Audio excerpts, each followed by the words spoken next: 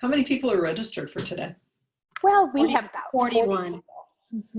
So welcome to those of you who are joining us today for WCL's Join In. We're really excited to have you again, especially to talk about an important topic like pay. But before we jump into that, I want to talk about Kate's recipes here because they seem perfect for my attention span with cooking right now after 6 weeks of going all out. So Kate, tell us about your recipes. Well, honestly, the recipes are because even though I can cook well, I don't really love to cook. So I wanted to give everybody 3 things that they could make really fast, really easy, but they still impress people. So that's what these are. The first one is a great appetizer.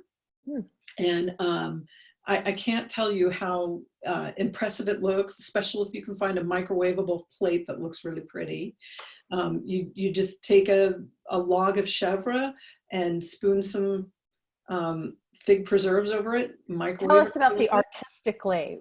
How do you artistically? Well, it just shouldn't be like a big glob on the top. Just, make it look pretty, and then, it'll melt a little bit. And the goal isn't to get everything melted. It's just to get the cheese to be a little bit softer. Okay. And then I have a standby vegetable, which is roasted asparagus with Parmesan. And basically, my roasted vegetables are about taking the vegetables and tossing them with olive oil and salt and pepper and putting them into a hot oven until they're done. And there's nothing better. And what's really great is you can pull this out when it's almost done, sprinkle some Parmesan cheese on there and put it back in until it's melted. And all of a sudden it's a fancy vegetable and people love it. And it's super easy. And you can do this with not only asparagus, but you can do it with cauliflower or Brussels sprouts or broccoli or, root vegetables. Almost anything can be done this way. But if it's not asparagus, it's going to take longer. So I like this because all of your recipes are about kind of pulling it out and putting something pretty on top of it to make it look special. Yes. Well, except for the last one. And it's just like the most impressive dessert, because my husband makes this and he decided that he wanted to start baking during this time at home. And so he got a whole bunch of mixes and I was like, oh, I'm never going to eat something from a box that's baked. That sounds super gross. But it is not. I'm a convert.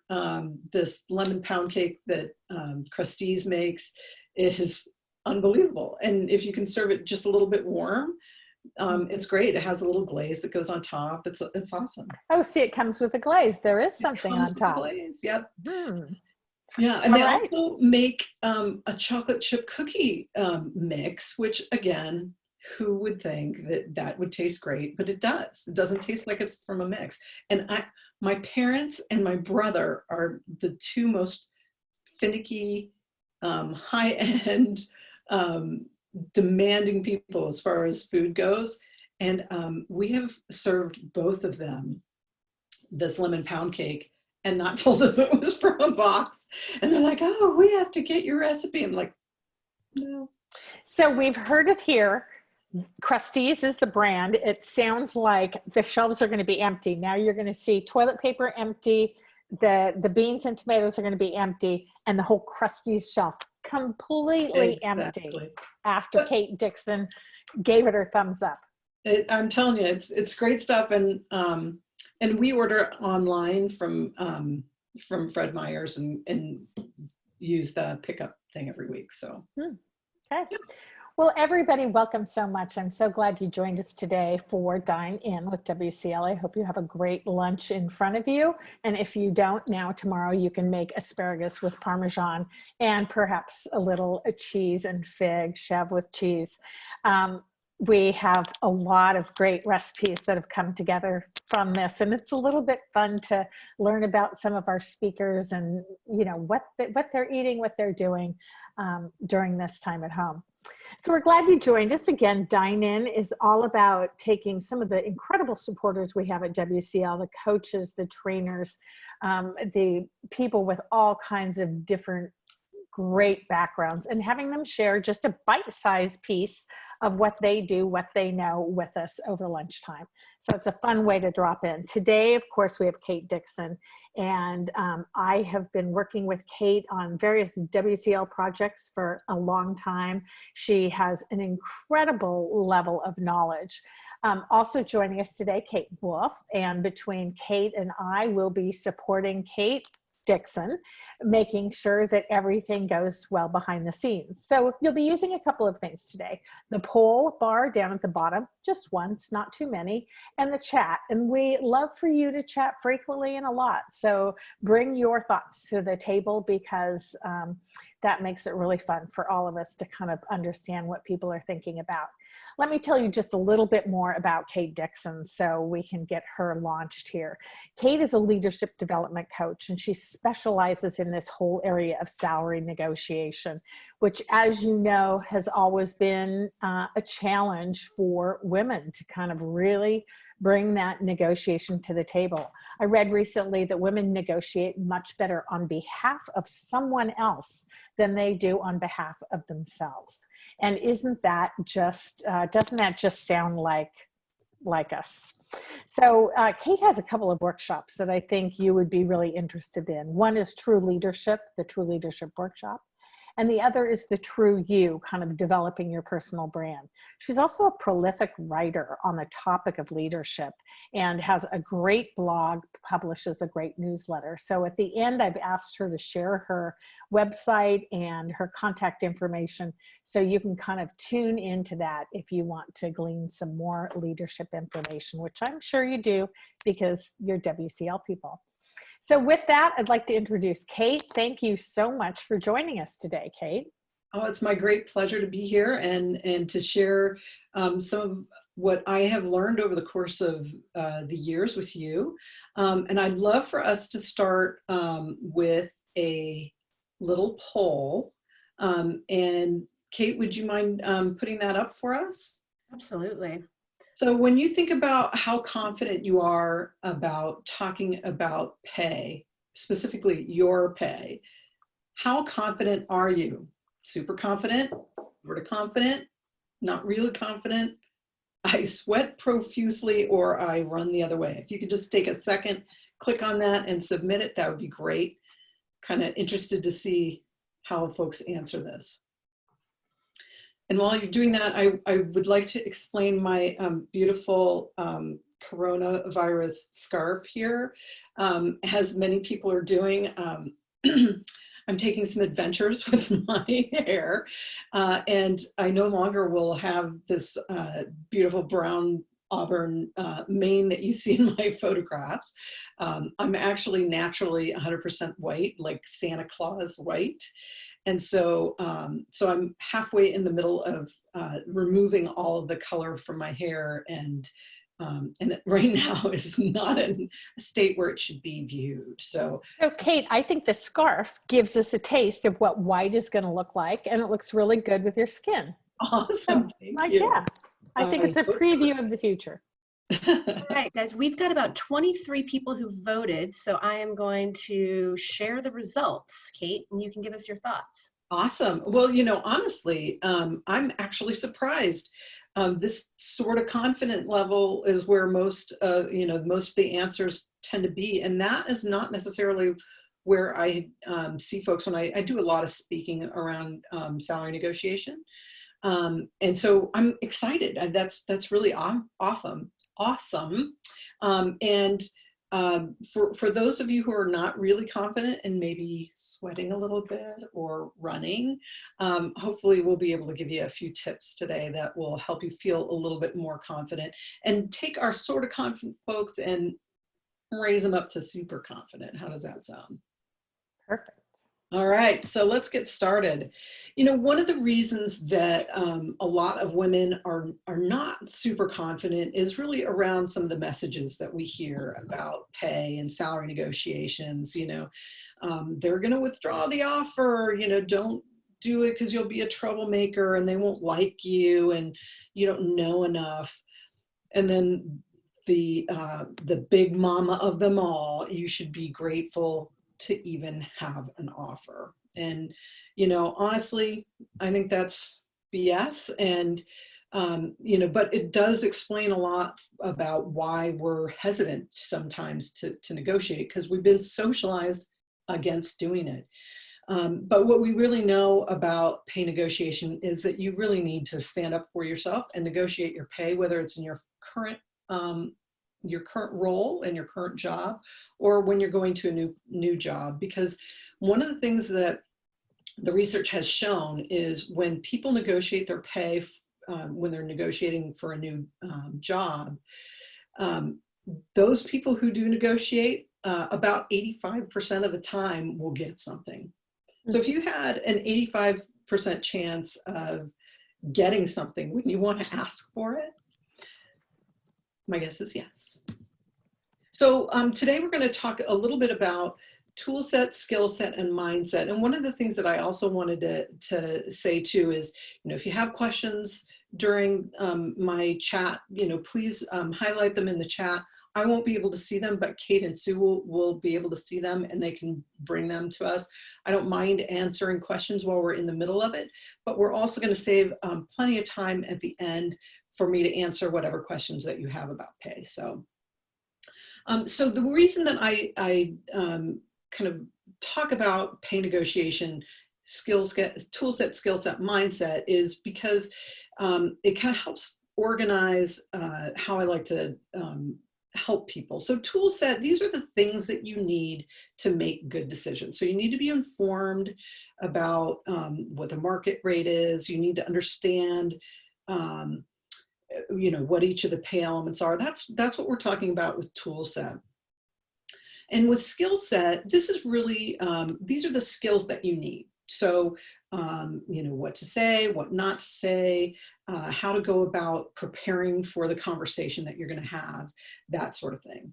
And then lastly, but what's interesting is this is the piece that my clients tell me is the thing that really breaks through for them, is really the mindset piece. And this is how to get out of your own way, because guess what? We all get in our own way.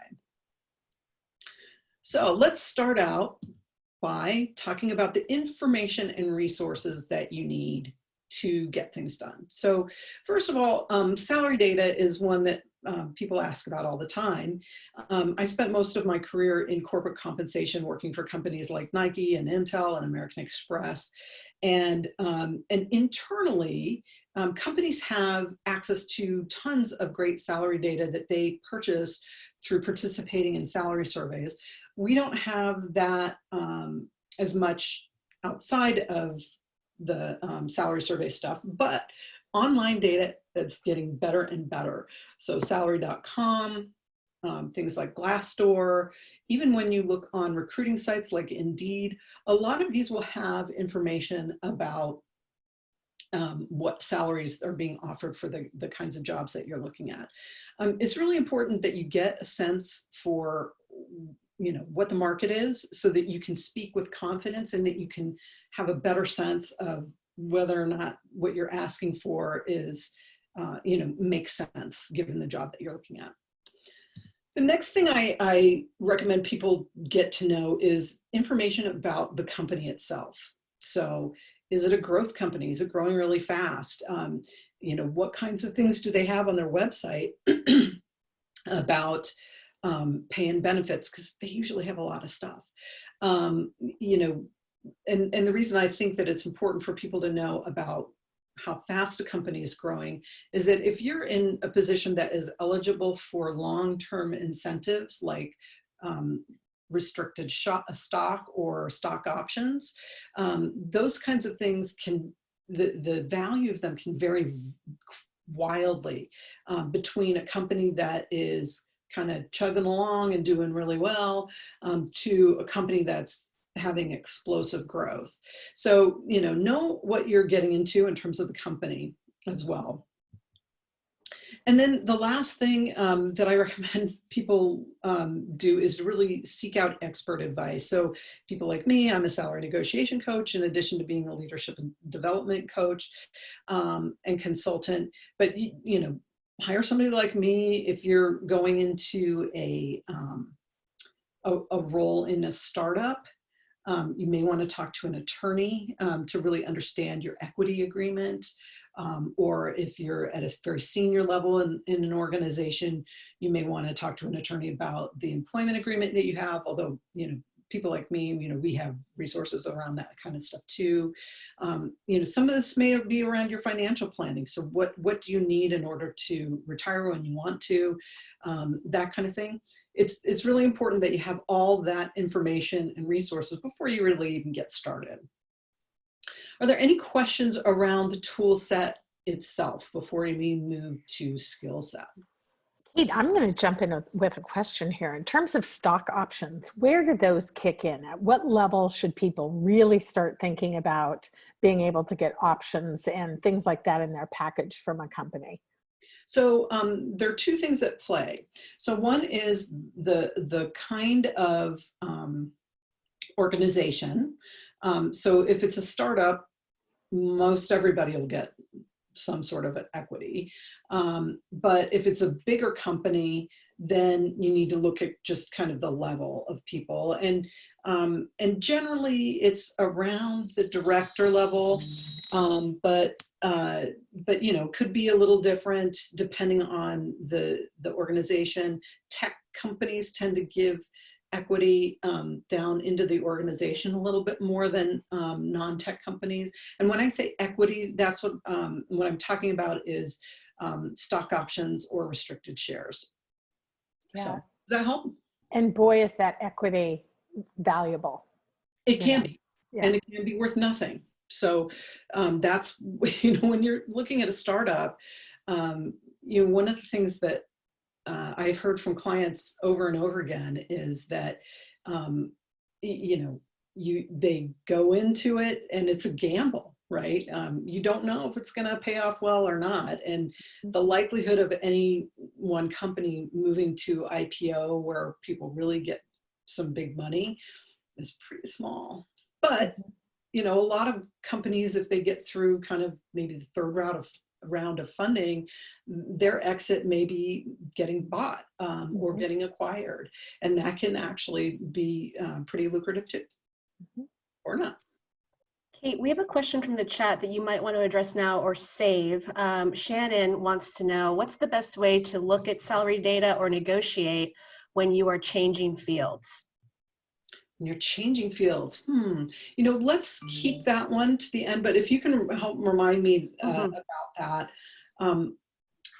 There are a couple of things that I want to talk about in skill set that may help a little bit with this, but I want to make sure that we cover it too. So that's kind of a putting it all together question, which will be great. Awesome. All right, let's talk about skill set. Pardon me, what I'm going to talk about with skill set is really around your priorities primarily. So it's really important for you to get clear and get clear about what is important to you. And this is not necessarily what's important to anyone else, what your uncle who's been in business forever thinks is important. This is really about what's important to you. And that may be base pay, and it may be work-life balance, and it may be vacation. In whatever it is, it's okay. You don't have to like the same things everybody else is. It's not a race, and the highest salary doesn't always win. You know, you've got to decide what's important. And you also have to decide what is minimally acceptable to you.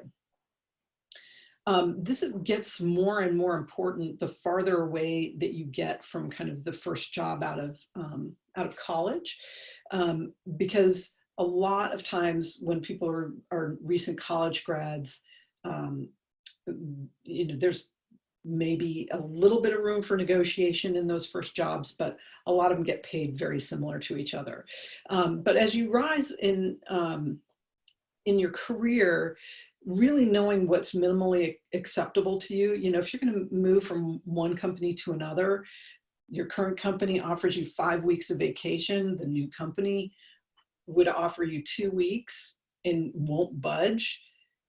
You need to know if that's okay with you or not, right? And knowing that and deciding what that should be before you get into a negotiation is really important. And then the last thing I talk about is really around assessing the offer, right? When you get an offer, you need to compare it to your what's important list, your minimally acceptable list. And if you're lucky enough to have multiple offers, you want to compare those against each other. And also in the skill set piece is stuff that you should say and stuff that you maybe should not say. And my big advice on this one is if you just want to take one phrase away from this, it's my 7 magic words. And I'm sorry I don't have a slide for this one. I probably should. But 7 magic words in salary negotiations are: what kind of flexibility do you have? And it's really important that you ask the question in that way, not do you have flexibility? Because guess what? That's a yes or no question. It's really easy to say, oh no, we don't have any flexibility. What kind of flexibility do you have opens it up, and it feels a lot more teamy, right? You know, salary negotiation should be a collaboration. It's not the Hunger Games. It's not, you know, fight to the death. It's not if you win, they lose. And that's one of the things that I think makes women actually good at this stuff. And I think over time, as women start asking for pay increases and stuff, I think we'll do better ultimately, because I think you know, one of the things that we are also socialized to do is collaborate more. So so that's kind of the skill set piece that I wanted to talk about. Are there any skill set questions that are coming up? I love that advice. What kind of flexibility do you have? I feel like I want every single person in our audience to say that out loud to themselves right now, because you are not on audio. But if we could just practice that over and over and over until it is second nature for us to say that, not only in the topic of salary negotiation, but there's many other ways we could use that. It is a great entree in how to negotiate. It really is. And, you know, in case people are wondering, oh, well, that sounds great, but does it really work? One of my salary negotiation clients, really, she did not want to negotiate. She got this offer that was from this great company. She was so excited about it. She's like, I'm just going to take it. I'm not going to negotiate. Well, why don't you want to negotiate? And she's like, well, I don't want them to think I'm difficult to work with, which is a common thing that I hear from women. And I said, well, okay, that's not going to happen. And P.S. and by the way, they're not going to pull your offer if you try to negotiate. I have never, in the million years I've been doing this, I've never seen that happen. But you know, I said, look, you don't get that many chances to negotiate your pay, so why not try it? And if it doesn't work, you have a great offer. You know, you already have a great offer. And we've been talking through the process. She'd already pushed them pretty hard on the base pay and stuff, but you know, she talked to them and she said, well, you know, I'd really love to, you know, boost my pay up higher. What kind of flexibility do you have? And then she was quiet. And it turns out that they were not able to move on the base any more than they already had, but they moved her sign-on bonus from $45,000 to $70,000. That's what kind of flexibility they had. Wow. And if she wouldn't have asked, she wouldn't have gotten that money. Mm-hmm. There's a great shout out in the chat as well, Kate, from Lori Emmerich, that she offered your question about flexibility to her daughter earlier this week as she was negotiating a pay increase with additional responsibilities, and she received an increase. So And I love that advice, right? Like ask the question and then stop talking, right? Stop talking, right? That is the kind of the codicil to that question. What kind of flexibility do you have? And then don't rush in to fill the space. It's really going to be hard because you're going to be nervous and you really want the job so bad. But what kind of flexibility do you have? And then let them fill the space. Awesome. Love it. Okay, well, let's talk a little bit about mindset real quick. This is the place, don't defeat yourself, right? The first one that I want to talk about is really about not making assumptions. One of the things that's really hard when you're doing salary negotiation is to, not take things personally and not assume that the person on the other side of the table from you is like trying to screw with you or whatever. They're not. I can just tell you, I've talked to a million recruiters and I've been on the compensation side. They're not trying to mess with you. By the time you get an offer, they really want you to say yes. And if you can take any assumptions that you have about the other person or even about you, oh, I suck at salary negotiations, just take that off the table. Assumptions don't serve you in this time. So just try to make all of your assumptions go away. That would be great.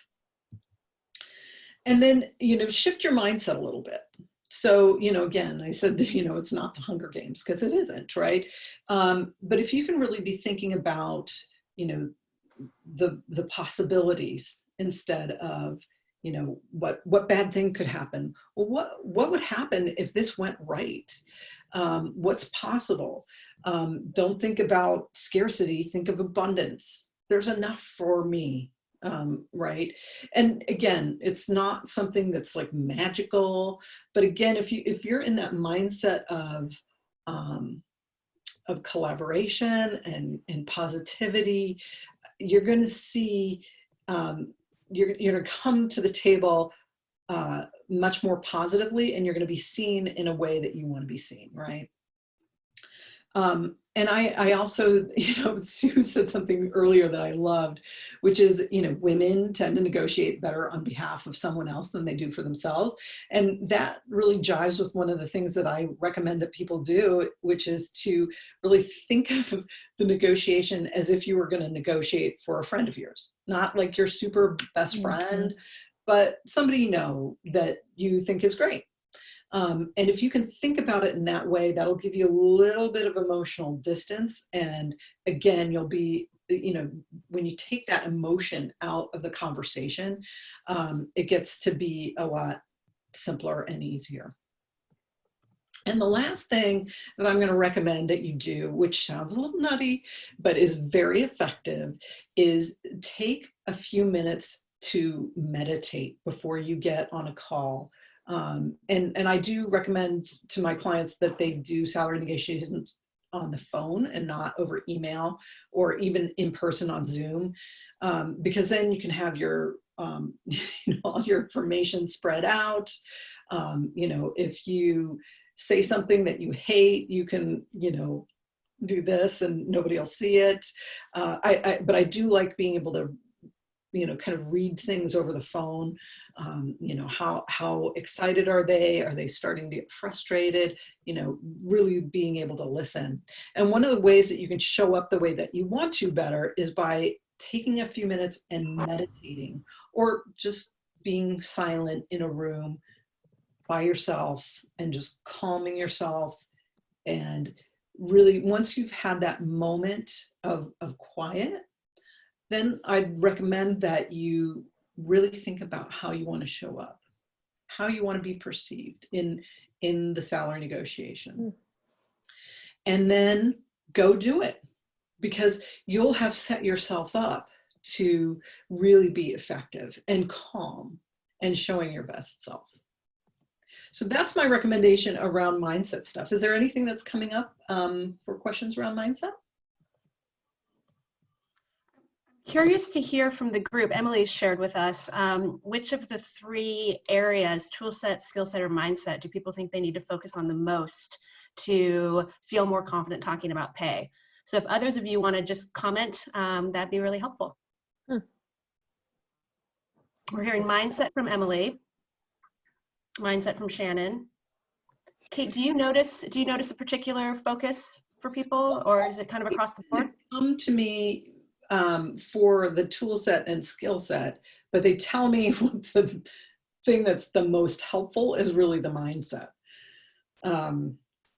You know, I had a client who was negotiating an increase for herself after she got a promotional offer, and she didn't get the promotion that she wanted, and she was very upset about it. So she told her boss, I got to run. I'm really excited that you offered me this. I'd love to talk to you tomorrow. And she peeled out of her work. She called me. She said, I didn't want to cry in front of the whole office, and so I just left. I'm like, that's perfect, because you don't want to accept things on the spot. And she knew that she wasn't in the mindset to have an unemotional talk. So she went back and did some research, got some information, some tool set stuff, and then she practiced what she wanted to say. And she had a great abundance mindset, because she's like, hey, this is a great increase. I got a 16% increase. And if nothing happens, I got a 16% increase. It's awesome. So she went back and she said, hey, in the marketplace, I'm seeing jobs like this one are paid, X, which is very different than what the offer was. What kind of flexibility do you have? She used those words. And then she shut up, and her boss was like completely taken by surprise. And he said, well, we'll have to get back with you. And he came back and significantly increased her promotional increase. So, wow. I mean, she had 16%, and I think she wound up with 28%. Mm-hmm. So really, really big delta there. And that was because she allowed herself to get into a mindset shift that really helped. So, and wouldn't have been possible if she was really emotional. So Kate, I'm kind of curious. I think I was really naive in, I'm not even going to say my early years of job search. I'll say the first half, maybe 3/4 of my career. Really naive about what was possible. I know for sure that it wasn't until I became a manager and someone asked me for more than I was offering, and I went to HR and I was shocked, that we could, oh, you mean we can meet those requests? So that was one naivete. I think I could add layers of naivete around this, from my own personal experience. So I wonder do you think that women kind of get a setback more in that earlier part of the career when they are more naive, or is it all the way through? Where does that salary stagnation or inequity really hit? Do you have any thoughts on that?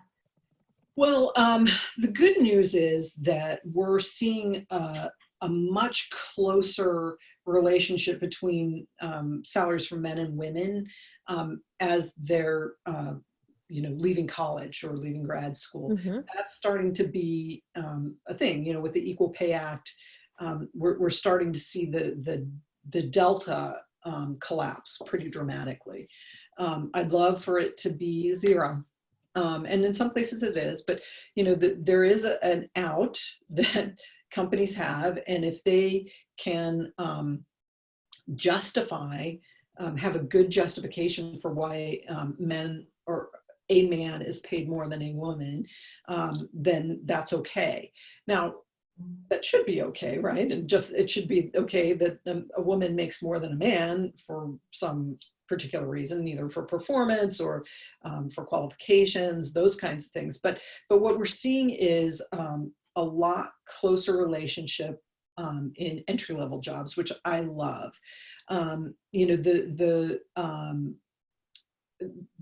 Employers are no longer allowed to ask your salary history which I think, in most cases, there's still some states that it's legal to ask, but it's not legal to ask in Oregon, and in most states around. And that really has a much bigger effect for women as they go up in the organization. So I'm delighted to see that too. That said, my experience over time has been that that women just, they don't negotiate as much, they don't push back on things as much, because they don't want to be seen, perceived as a bitch or whatever. Mm-hmm. And again, I think being able to ask in a confident, competent way, and enter the conversation by really helping people understand what you as a candidate or an employee are bringing to the table, and how, what kind of impact you're having on the organization. Those are things that all contribute to whether or not you're going to be successful at negotiating pay, but it's also going to contribute to if you're going to be successful in rising up through the ranks too. So, so all these things are great, and they're things that I talk with my clients about a lot, whether they're salary negotiation clients or leadership development clients. So we have about 7 more minutes before we wrap this thing up. If you have some questions in the audience, if you have some specific situations you want advice on, anything like that, bring them forward now. You can bring them forward in the chat box, or if you want to raise your hand and have us open you up to the mic, you can do that too. But let's get some of those questions rolling right now. So we did have the question from Shannon, which maybe now would be a good time to bring up. How do you research salary data and maybe maintain your rate of pay when you're switching possibly fields or industries? Well, I think it's an interesting question because, some functions are paid higher than others, and the same function in different types of organizations can be paid very differently. So, so let's talk about the first one. So if you think about people at the same level in an organization, let's say, a first line manager kind of a position. If you look at people who have a high tech background versus some sort of communications or, finance or whatever, it's likely that the high tech people, the software people are going to be paid more in the market. It's just, it's a supply and demand thing. And when you look at jobs that are like attorneys or HR people or, finance people, if they're on the staff side, so like in most companies, and corporate attorney or corporate finance person or corporate HR person would be considered a staff function. So those people will get paid one way in that kind of a situation versus if they're on the line. So on the line would mean, for an attorney, if you're seeing an attorney in a law firm, they're going to get paid more than an attorney, a corporate attorney typically, right? Because not only are they doing the law stuff that they're doing, but they're dealing directly with external clients, and there may be some requirements for them to do business development and that kind of stuff. Same thing goes for a corporate tax person versus a tax consultant, or a compensation person versus internal compensation person versus a compensation consultant. Those things pay differently. So how do you go about finding the data? Again, the data sources that we talked about, you can look there. I would really encourage you, people are getting a lot more comfortable talking about pay with each other. So that's always a good thing. And if you're feeling a little bit weird, you can do your research and go, okay, well, I'm seeing jobs like the one that you have pay in the market between 85 and 105. Does that seem right to you? And then, you know, that you can ask them that without going, so exactly how much do you get paid, right? Because that's still a little uncomfortable for folks. Yeah.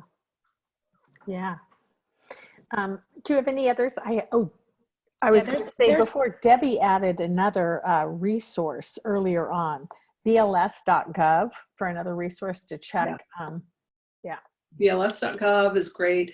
And it's escaping me the name of it right now, but there's a government site that looks at pay rates when they're putting visas together for international folks. That can be helpful. And I can't remember which one that one is too, but yeah. Kate, I think this is a question that came up from a few people in the chat, and I think it's probably especially relevant right now. What's the appropriate response when you're not getting a promotion, but you're getting skill and responsibility increased? Zing. A really interesting question. And I would love to, if anybody who's on the line has a really good and effective way that they've addressed it, I would love to hear from you as well. But I think that at a minimum, what I would be doing is a couple of different things. One is making sure that you've got great boundaries, right? So a lot of times people will like to pile on responsibilities and pile on lots of stuff and not take anything away. And I think that's our responsibility as employees to say, you know, this is great. I'm excited about being able to, you know, do these new things that I've never done before. What can go away to make room for that, right? So setting boundaries is really important. I also think that if you need ask for an increase to, you know, really recognize the things that you're taking on. And if you're not able to negotiate for one, ask if you can have a salary review date that is sooner than the one you would normally have. So I'd love to talk to you in 3 months to really assess the impact that I'm making in these new additional roles, and really talk about how that should impact my pay. Great advice. Well, it is 1:10, and that takes us to the end of our lunch. I want to give people a little time to clean up before they're back on the job. Kate, so much. This has been fantastic. Thank you. I really appreciate it. I love 2 things I'm going to walk away with. I would even like to paste on my wall is I love the idea that the highest salary isn't always the win, that there are so many other things like vacation time and things like that are so important to us. And I love that you think about it that way. And then of course, what kind of flexibility do you have? I just want to bring that forward one more time so you guys can write down what kind of flexibility do you have, because we can use that so many different ways. Do you have a slide to show us your contact information, Kate, or do you want to just share it with us? I just put that up here, and I would welcome talking with any of you. So if you want to shoot me an email, you're welcome to do that. I am in the process of writing a book about salary negotiations, and that will be coming out, I believe, in August. So look for Pay Up. That's my new book. Yeah, if you have questions about salary negotiation, I have a ton of blog articles about it, but would be happy to chat with you. And if you want to work one-on-one, just let me know. All right. So hopefully we'll see you all Tuesday for lunch again. And Kate, we'd love to have you come join us again. This was really, really great. Thanks so much. And thank you, Kate Wolf, too. Bye, everybody. Bye. Everybody.